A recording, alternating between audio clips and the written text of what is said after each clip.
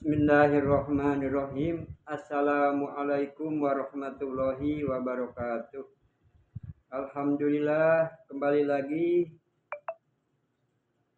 di masih dalam buku Islamologi karya Maulana Muhammad Ali, yang insya Allah pada hari ini, yaitu pada siang ini, akan membahas tentang sifat-sifat Allah sebagai cita-cita luhur yang harus dicapai.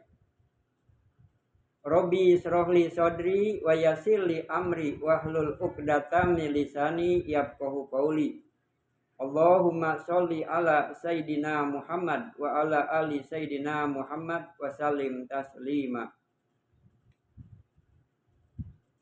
Sebagaimana iman kepada Allah yang Maha Esa merupakan sumber peningkatan rohani mereka dengan membuat mereka sadar akan tingginya martabat manusia dan mengilhami mereka dengan cita-cita luhur berupa penaklukan alam dan persamaan derajat antara sesama manusia.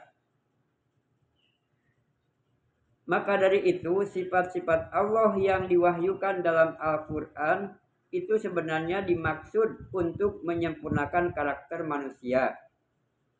Sebenarnya sifat-sifat Allah itu untuk digunakan sebagai cita-cita luhur yang harus dicapai manusia.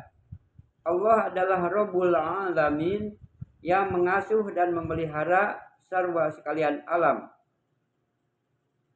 Jika sifat Allah ini digunakan sebagai cita-cita, maka orang harus bekerja keras untuk melayani sesama manusia sebagai tujuan hidupnya. Bahkan melayani makhluk yang tak dapat bicara sekalipun. Allah adalah Rahman yang memberi segala kebutuhan manusia dan mempertontonkan kasih sayangnya. Sekalipun manusia tak berbuat sesuatu yang pantas untuk mendapatkan kasih sayang itu. Manusia yang ingin mencapai kesempurnaan harus berbuat baik kepada sesama manusia tanpa mengharap balasan atau keuntungan apapun dari mereka. Allah adalah Rahim yang membalas setiap perbuatan baik berlipat-lipat. Demikian pula orang harus membalas setiap kebaikan yang ia terima dari orang lain. Allah adalah Malik yang menghukum perbuatan jahat bukan karena balas dendam atau untuk melaksanakan keadilan yang tegar, melainkan hukuman yang dihayati dengan pengampunan bagaikan seorang majikan yang memaafkan kesalahan pelayannya. Maka dari itu, jika orang ingin mencapai kesempurnaan, ia harus banyak memberi maaf kepada orang lain. Apa yang diuraikan di atas adalah 4 sifat utama Allah, dan orang dapat melihat dengan mudah bagaimana sifat-sifat itu digunakan sebagai cita-cita manusia. Demikian pula halnya sifat-sifat Allah yang lain.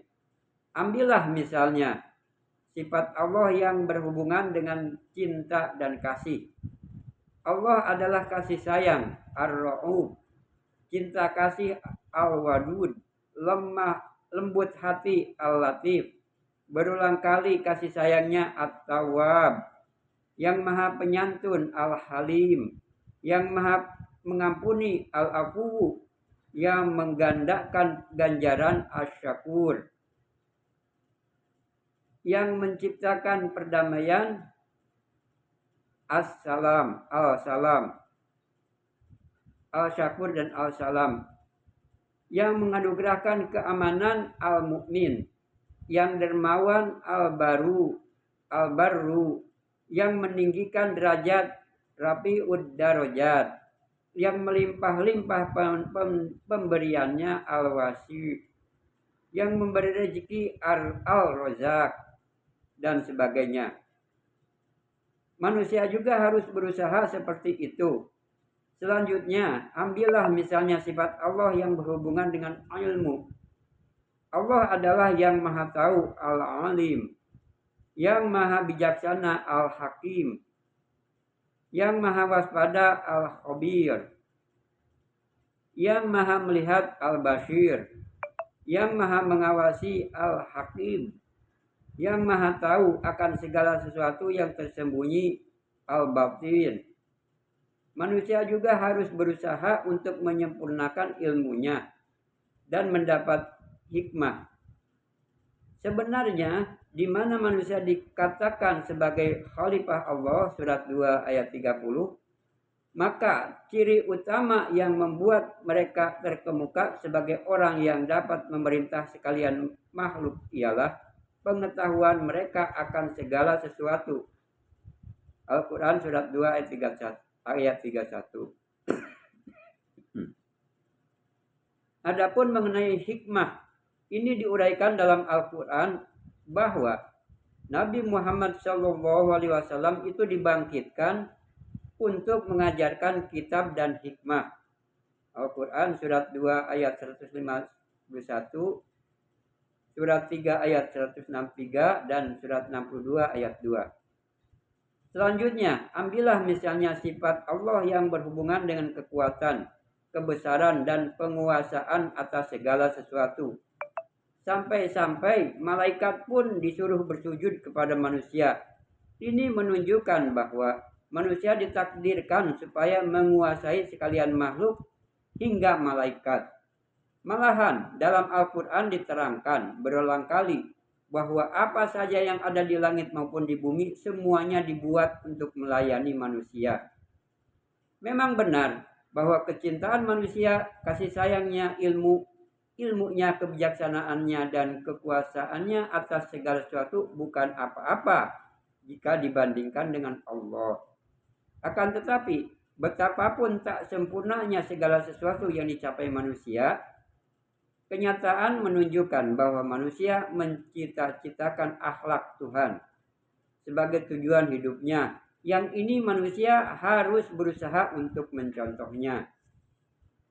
Demikian pembahasan untuk siang hari ini, insya Allah disambung besok. Wabillahi taufiq wal hidayah. Wassalamualaikum warahmatullahi wabarakatuh.